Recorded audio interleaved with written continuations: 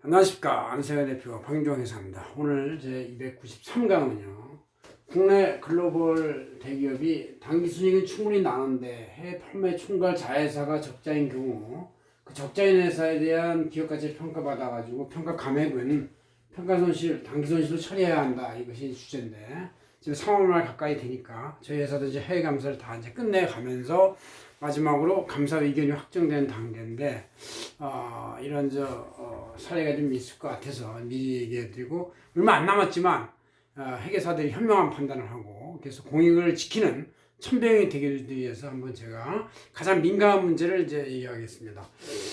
그 상황은 다국적 패션 제품의 제주유통 수출 회사로서 브랜드 이미지가 좋고 국내에서 그동안 잘했으니까 또 금융 경제 효과로 인해서 당기순이익 매출이 한 20% 내외로 충분히 잘 나오고 있어요. 근데 해외 유통 판매자에서는 계속 손실을 보고 있어가지고 재무상태표가 누적 적자로서 순자산이 마이너스 상태다 이거예요. 그럼 이걸 어떻게 해야 되냐?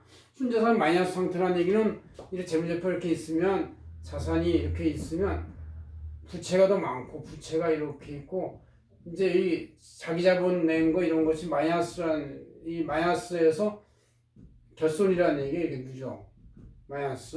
그래서 이제 이 회사의 가치가 기업 가치가 0 이하 마이너스다 이거예요. 그래서 감액을 해야 된다는 얘기죠. 근데 감액을 하지 않을 한 이유가 해외 사업 담당 책임 임원은 이제 향후에 매출하고 기여이익이 증가할 거니까 향상될 것이라는 어떤 사업 계획서를 제출해가지고 자기는 투자 임명가를 유지해야 되겠다 이렇게 이제 주장하는 거예요.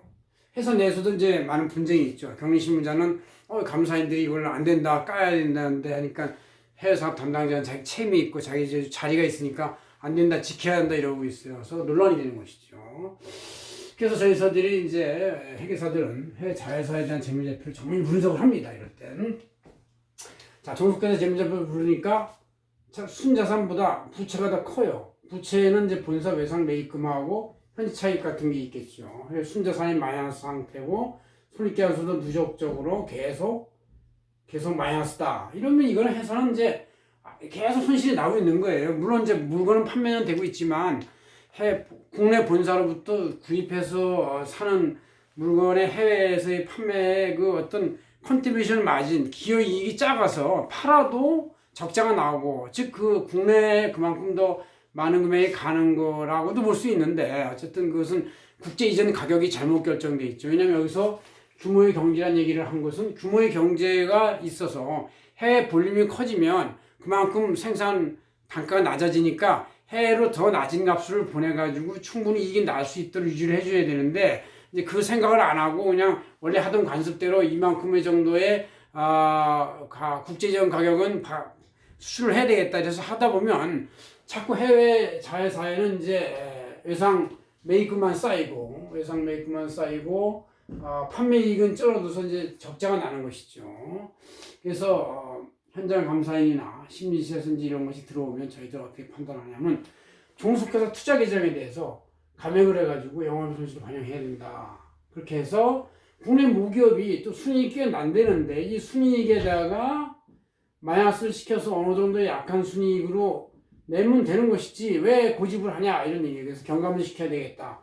서로 이견이 있고 분쟁이 돼서 이런 것이 이제 회계감사 마지막 단계에선 회사하고 이 감사인 회계사들하고 충돌이 벌어지고 계속 쟁점이 벌어집니다. 그럴 때 이제 피감회사가 주장할 수 있는 방법의 하나는 기업가치 평가를 하는 거예요. 적정한 가치평가. 그래서 가장 좋은 것은 해외 자회사니까 해외 현지에 있는 글로벌 회계법인의 기업가치평가 보고서를 받아가지고 자기네가 봤더니 플러스 평가가 나오더라. 그러면 마이너스 감형을 안 해도 되죠. 아니 이게 없으면 국내 기타 다른 회계법인의 기업가치평가를 받는 것이다. 그런 얘기죠. 저희 안세계법인도 이 상장회사의 여러 가지 그 자산 계정 이런 여러 가지 해외 외상 채권 또 해외 자회사 유가증권 해외 투자계좌 영업권 취득금액 이런 거에 대해서 다 이제 저희들이 가치평가라고 그러죠. 영어로는 이제 valuation, valuation, valuation이라고 하는데 이런 이야기를 많이 하고 있는데 이게 바로 회 감사 보고서가 적정으로 나가느냐 이거에 감액을 해야 되느냐 아니면 비적정으로 나가느냐에 관건이 될 수 있어요. 그래서 가치평가가 사실은 어떻게 보면 valuation이 회계 감사만큼 더 중요한 거예요. 회계 감사하고 거의 대등하게 중요하다. 왜냐하면 이 가치평가 의견이 달라지면 회계 감사에서 마이너스를 처리해야 되고 아니면 이거를 비적정으로 때려야 되기 때문에 이것이 중요하다는 얘기예요. 그래서 저희들 가치평가를 많이 하게 되긴 하지만 이걸 굉장히 중시 여기고 있습니다. 민감한 문제다. 왜?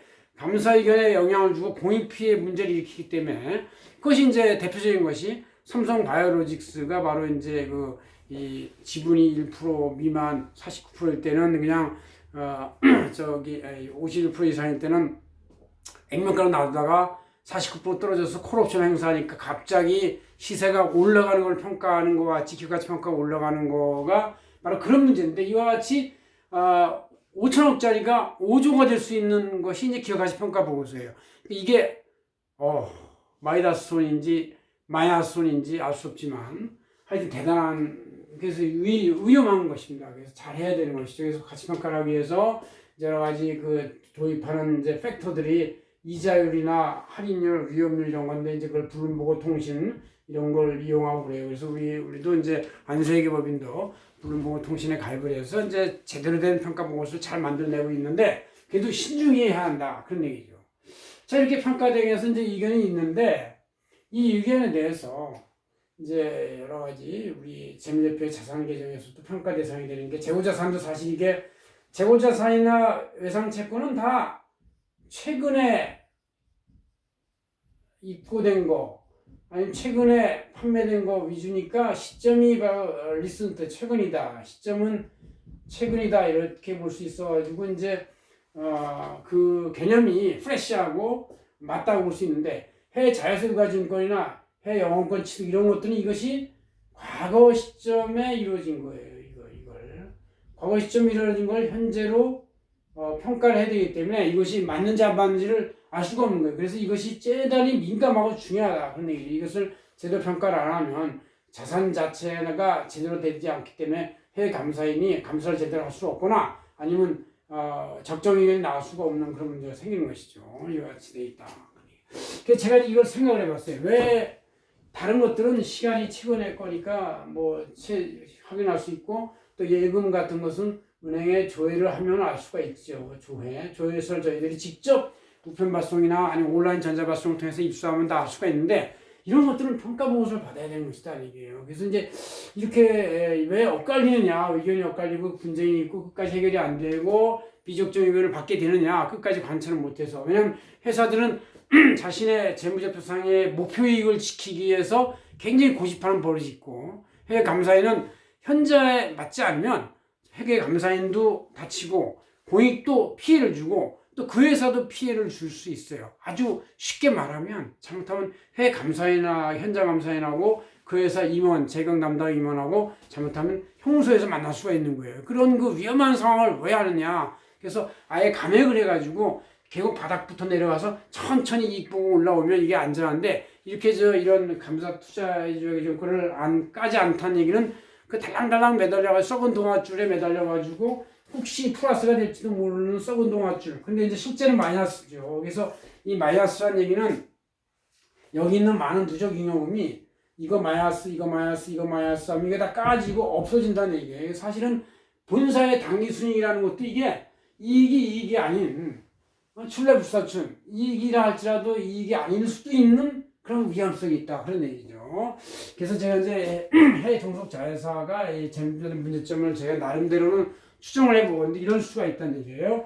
그러면 글로벌 기업이 해외 자회사에 대해서 밀어내기 수출을 하거나 현시보다 고가 이전 가격을 책정을 해서 해외 자회사는 아무리 노력을 해도 판매 확중과 현장 규모의 경제 내려서 이루어내기 위해서는 매출액의 한 30-40%의 이익을 나올 수 있도록 그 국제 이전 수출 가격을 해줘야 되는데 실제는 20% 내에만 인정을 해서 높은 값을 책정하니까 해외자에서는 누적적으로 결손이 발생할 수밖에 없고 모기업은 늘 이익이 발생할 수밖에 없다. 그러나 해외자의 손실을 까버리면 해외 모기업의 이익도 그 반감이 되는 거니까 그 이익이 실질로 이익이 아닌 허수의 이익일 수 있다. 물론 회계 이익을 조작한 가공이익은 아니지만 이전 가격 자체가 잘못 책정되었음으로 인한 그러한 이익일 수 있다. 그래서 이걸 조심해야 한다. 그런 얘기죠. 또 한 가지는 국내 시장의 성공 환상으로 해외 시장에서도 쉽게 모아가지고 해외 자회사에 과잉 투자하고 판매만 확정에 과다 확장했다. 이렇게 해서 과다하다 보면 결국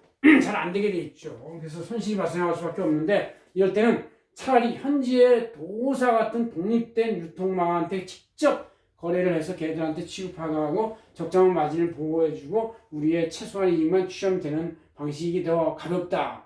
해외 자회사니 해외 종속회사에 만들어가지고 하는 것은 잘못하면 그 밑빠진 독에 물 붓기게 돼가지고 승자의 저주가 된다. 그런 얘기죠. 특히 국내 기업이 해외 자회사를 인수할 때 과잉 투자를 할 수 있어요. 그건 이제 인수합병에서 승자의 저주가 생기면 그야말로 실제 가치는 떨어졌는데 승자의 저주로 고가로 취득했어요. 프리미엄을 주고. 그랬더니 실제는 이만큼밖에 가치가 안 된다. 그리고 이거를 마이너스 감액을 까야 되는 경우가 생긴다. 승자의 저주. 마지막으로 제가 의심할 수 있는 것은 국내에서 자금 유출을 해서 공금 이용을 해가지고 환치기를 하는 게 가능성이 있다. 그런 얘기도 이제 생각할 수 있어요. 그런 회사도 가끔가다 있다고 신문에 보도되지 않습니까? 그래서 해외에 자금을 빼돌리는 게 문제일 수 있다. 그래서 저는 이제 이렇게 네 가지를 생각을 하고 있어서 경영 자문이라는 입장에서 볼 때는 해외의 그 글로벌 기업이면 해외 자회사가 충분하게 조금이라도 이익을 낼 수 있도록 합리적 가격을 책정해 수출을 해야 된다. 왜? 해외 자회사가 그만큼 물량을 소화해주고 매출을 해주기 때문에 규모의 경제에 의한 생산 단가가 낮아지니까 당연히 그만큼을 빼줘야지. 그걸 그렇지 않고 국내 현실에 있는 가격 그대로 인정하면 그것은 해외 자회사는 계속 적자가 날 수밖에 없어가지고 매번 이렇게 해외 자회사의 마이너스에 의한 평가 손실 감액의 위험을 이제 감수할 수밖에 없고 또 그것은 실질이익이 그만큼이 안 되고 밀어내기 수출에 의한 가공이익이라고 볼 수도 있는 것이다. 그런 얘기죠. 그래서 우리가 가공이익이 안 되려면 진실한 경영을 해야 된다. 그런 얘기죠. 고맙습니다. 안세계 대표 박인영이었습니다.